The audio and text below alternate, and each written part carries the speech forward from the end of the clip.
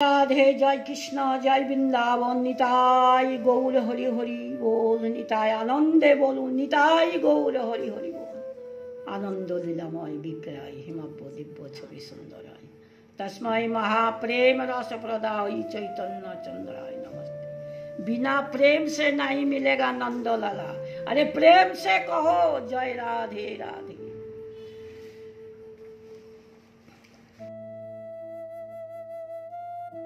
আর একটু পড়ছি, কালকের একটু বাকি ছিল। যোগঞ্জনের অভিপ্রায় কি?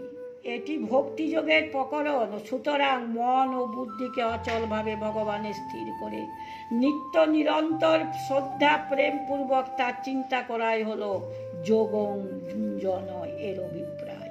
জয় রাধে। সমগ্র ভগবানকে সংশয় রহিত ভাবে জানার কি অভিপ্রায়? ভগবান এটুকু বা ওইটুকু নন, ভগবান এটুকু ওটুকু নন, অনন্ত কোটি ব্রহ্মাণ্ড তাতে ওতপ্রোত সব তার স্বরূপ। এই ব্রহ্মাণ্ড বা এর অতীত যা কিছু আছে সব তাতেই অবস্থিত। তিনি নিত্য সত্য সনাতন, তিনি সর্বগুণ সম্পন্ন সর্বশক্তিমান সর্বজ্ঞ সর্বব্যাপী সর্বধার সর্বরূপ এবং নিজেই নিজের যোগ মায়ার দ্বারা জগৎ রূপে প্রকটিত হন। বস্তুত তিনি ছাড়া আর কিছুই নেই। ব্যক্ত অব্যক্ত সগুণ নির্গুণ সবই তিনি। এইভাবে সেই ভগবানের স্বরূপকে অভ্রান্ত ও অসিন্ধ রূপে জেনে নেওয়াই হলো সমগ্র ভগবানকে সংশয় রহিত ভাবে জানা। জ্ঞানং তেহং সর্ববিজ্ঞানমিদং বক্ষাম শেষতং যজগেতা নেহ ভূয় হন্যজ্জ জ্ঞাত ব্যাম বস্যসিতে। আমি তোমাকে বিজ্ঞান সহ তত্ত্বজ্ঞান সম্পূর্ণভাবে বলছি, যা জানলে লোক আর পরলোক কিছুই জানবার থাকে না। জয় রাধে। এখানে জ্ঞান ও বিজ্ঞানের কিসের বাচক? ভগবানের নির্গুণ নিরাকার তত্ত্বের যে প্রভাব মাহাত্ম্য ও রহস্য সহ যথার্থ জ্ঞান, তাকে জ্ঞান বলা হয়।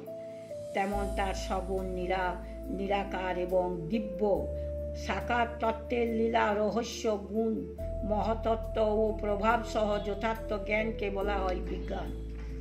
এই জ্ঞান বিজ্ঞানের বর্ণনা এই অধ্যায়ের কোথায় করা হয়েছে? এই অধ্যায়ে যা কিছু উপদেশ দেওয়া হয়েছে তার সমস্ত জ্ঞান বিজ্ঞানের লাভের সাধন রূপ।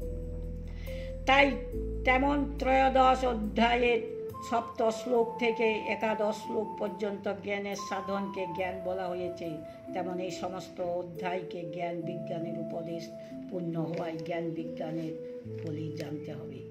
যে বিজ্ঞান সহ জ্ঞানের কথা বলা হচ্ছে তা জেনে নিলে জগতে কিছু জানবার বাকি থাকে না। এ কথা বলে কি করে বলা হলো?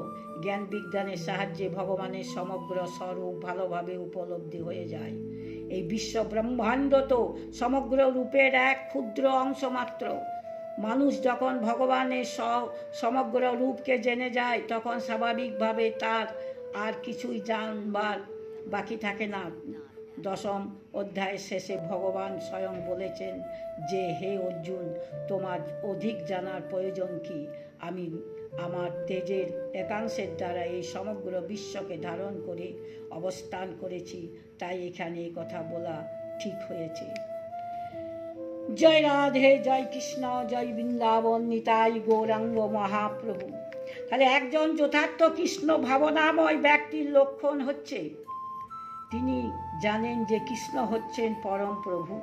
কৃষ্ণহীন তিনি সর্বদাই নিজেকে বিপন্ন বোধ করেন। যারা কৃষ্ণকে ভজনা করেন তারা ভাবে আর কৃষ্ণ আমার, কৃষ্ণ ছাড়া কোনো কাজ হয় না, কৃষ্ণ আমার, কৃষ্ণ আমার। কৃষ্ণের চরণ কমলে তিনি সর্বদাই নিরাপদ বোধ করেন। কৃষ্ণ বলেছেন, কন্তয় পতি জানাহি নমে ভক্ত প্রণশ্যতি। অর্জুন, তুমি জগতে ঘোষণা করো যে আমার ভক্তের বিনাশ নেই।